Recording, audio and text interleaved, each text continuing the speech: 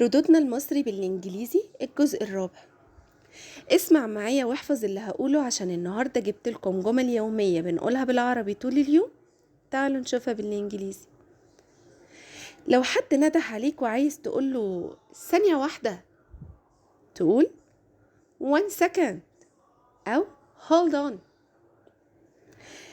لو زعلت حد وعايز تقوله معلش غصب عني تقول sorry it was out of my hands. لو حد متعصب وعايز تقوله بالهداوة كده تقول take it easy. ولما تكون عايز تشوف حاجة من حد تقوله show me وريني كده. طب لو حد قالك حاجة وكان رد فعلك يا خبر أبيض تقول oh my god أو no way.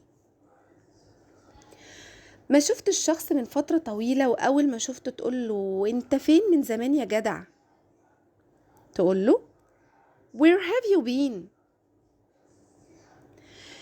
شفت حد بيقع وبتقوله خلي بالك تقول be careful أو watch out.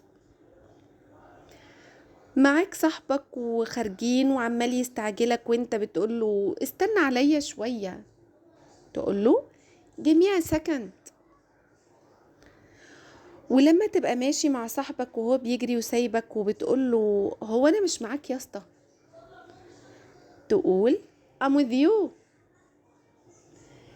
طب لو حد قصدك في خدمة وكان ردك عليه خلصانة تقول it's a settled أو done deal.